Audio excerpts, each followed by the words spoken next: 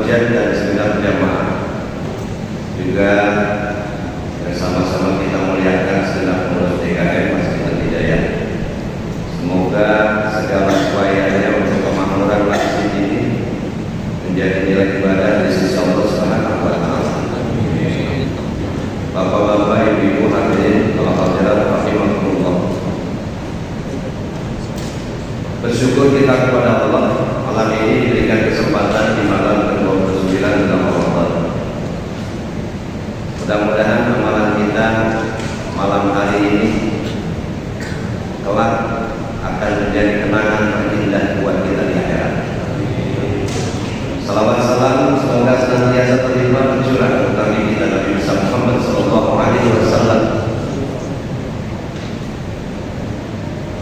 yang kita sebagai umatnya adalah orang-orang yang selalu dipikirkan oleh beliau siang dan malam.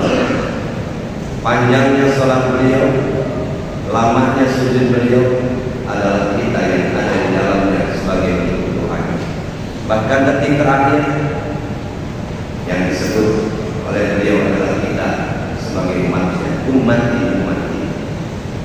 Maka alangkah indahnya kalau kita sebagai umatnya selalu ingat kepada beliau, yang oleh Allah langsung ditunjukkan caranya. Ya ayyuhalladzina amanu shallu alaihi wa sallimu taslima. Hai orang yang beriman, banyaklah bersalawat salam kepada baginda Rasulullah sallallahu alaihi wasallam. Alangkah indahnya kalau malam ini kita hangatkan suasana kita dengan bersalawat. Allahumma shalli ala Muhammad ya Rabbi shalli alaihi wa sallim. Allahumma shalli ala Muhammad ya Rabbi shalli alaihi wa sallim. Allahumma shalli ala Muhammad ya Rabbi shalli alaihi wa sallim.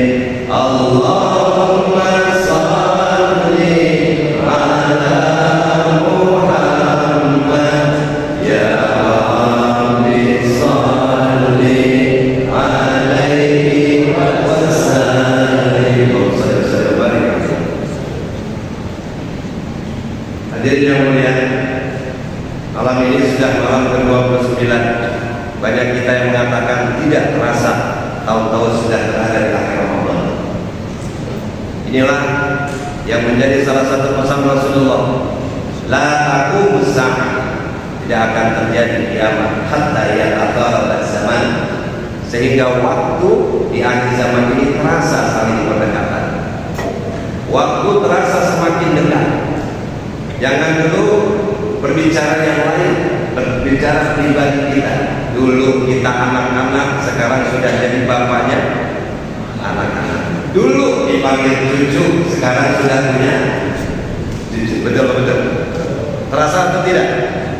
Ternyata tidak terasa. Sekarang sudah berada di akhir Ramadan. Apa yang sudah kita dapatkan? Pertama, pelajaran Ramadan adalah bahwa kenikmatan hidup kita ternyata ketika menunggu azan. Kita bangun pagi hari, selesai sholat subuh, istirahat sejenak, tiba-tiba terdengar azan. Allahu Akbar, Allahu Akbar. Azan apa ini? Alhamdulillah sudah azan zuhur. Alhamdulillah. Senang apa enggak? Jangan bohong. Senang apa enggak dengan azan zuhur? Senang. Tiba-tiba tidak lama kemudian azan lagi. Hayya 'alas shalah. Azan apa ini? Asar. Senang apa enggak? Senangnya makin meningkat. Ini kan terlihat dari wajah-wajah yang merindukan azan maghrib. Betul. Datang maghrib, kenikmatan luar biasa.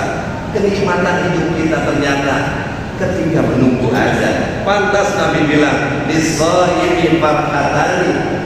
Buat orang yang puasa itu punya dua kenikmatan. Pertama, indal iftar, ketika terdengar azan maghrib kita berbuka. Awas azan memilih dari azan ke azan.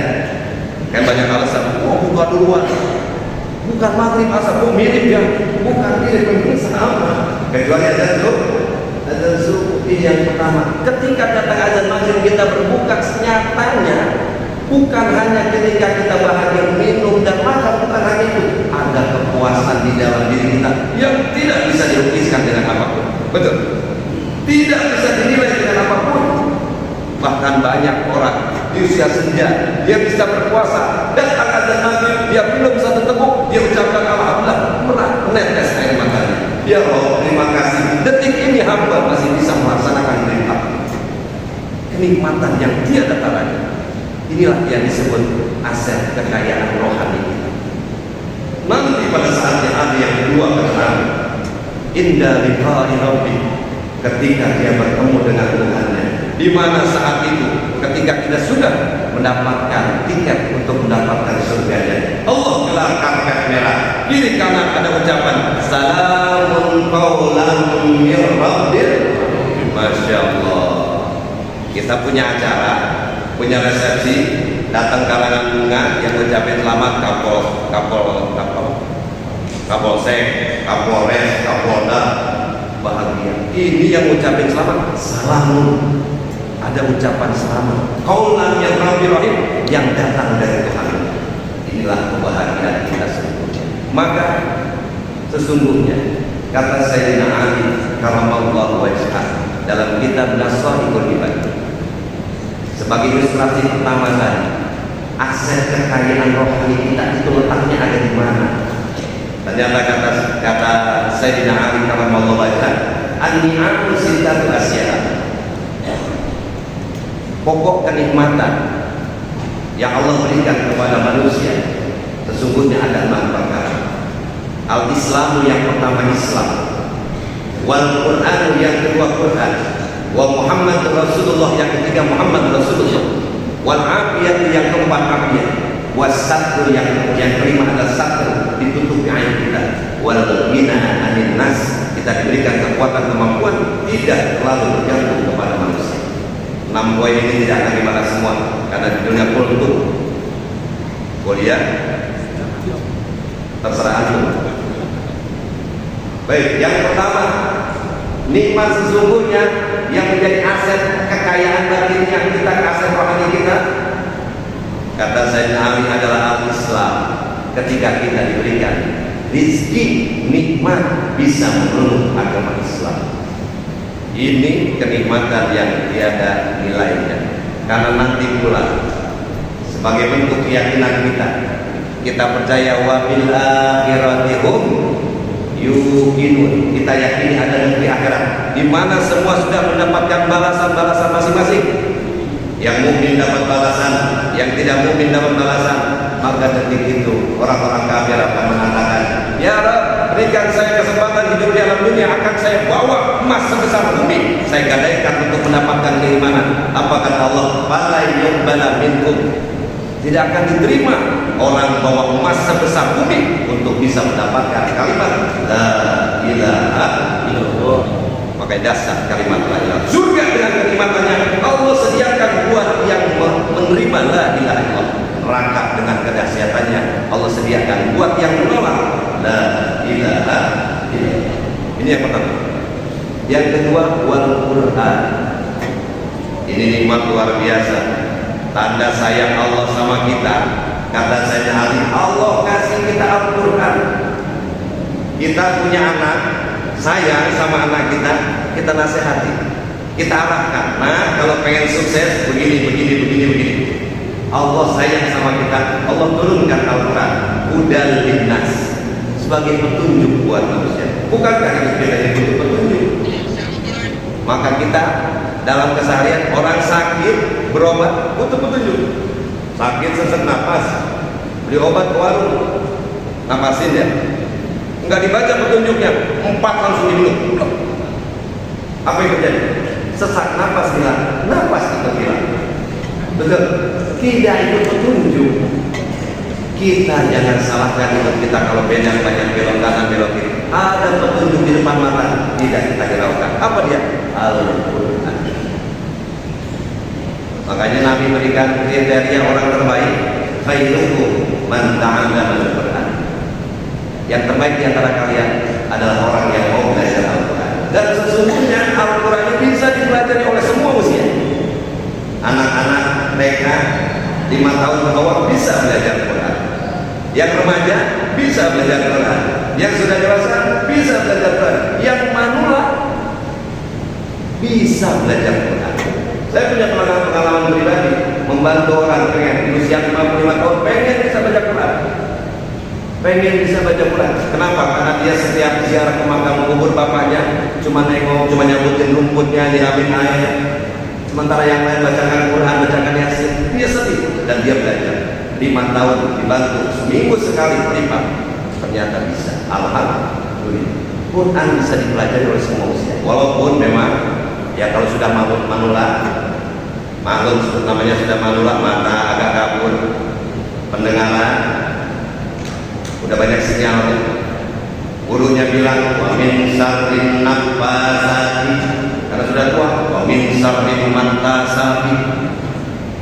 Sinyalnya beda.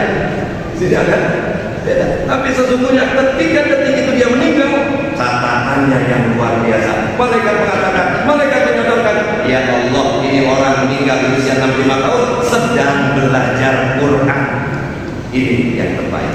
Ini yang menjadi hebat. Maka anugerah dari Allah kata Sayyidina adalah ketika kita diberikan nikmat Al-Quran.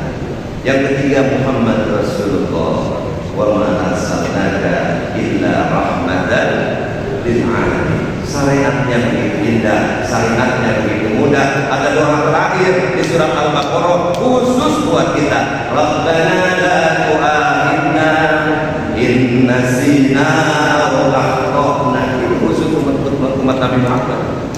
Ya Allah, jangan siksa kami ketika kami salah, ketika kami lupa. Baca sejarah umat Nabi Musa.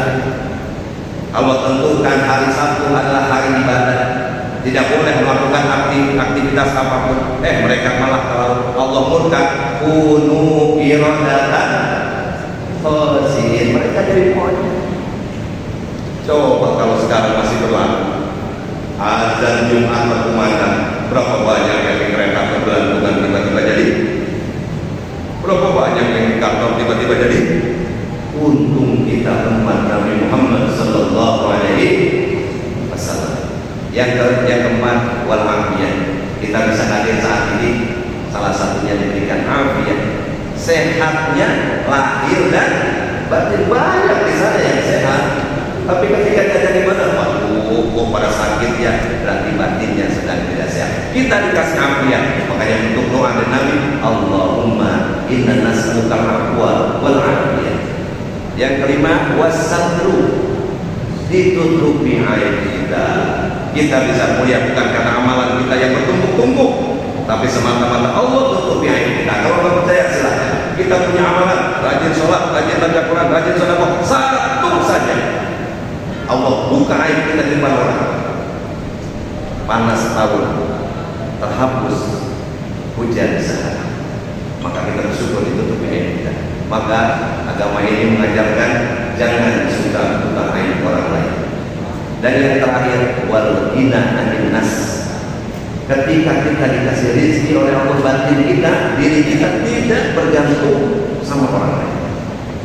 Memang dalam keseharian, konsep keseharian tetap hablum minallah harus berjalan. Tidak ada penjual kalau tidak ada pembeli, tidak mungkin ada anak kalau tidak ada orang tua, tidak ada guru kalau tidak ada murid. Itu konsepnya. Makanya tidak disebut bersyukur kepada Allah kalau tidak bersyukur kepada sesama manusia. Tapi dalam hal konteks keyakinan dan urusan kedepannya, dia harus gantungkan segala sesuatunya kepada Allahus Samad, Allah tempat bergantung. Jangan menggantungkan kepada makhluknya. Sebab makhluk dia punya jabatan, jabatannya akan selesai. Dia punya pangkat, pangkatnya ada akhirnya. Dia punya kekayaan, kekayaan akan ada selesainya. Tapi kepada Allah, wa tawakkal 'alal hayyil ladzi la yamut. Bertawakallah kepada Allah, zat yang selalu hidup, yang tidak pernah mati. Tapi dalam konteks alhamdulillah tetap kita jalankan. Sebab jangankan jual beli, jangankan rumah tangga, kita pengen senyum saja, pengen senyum butuh orang. Butuh orang, kita pengen ketawa, butuh orang. Kalau nggak percaya, bapak pulang dari sini ketawa-ketawa sendiri pulang. Apa kata orang? Stres.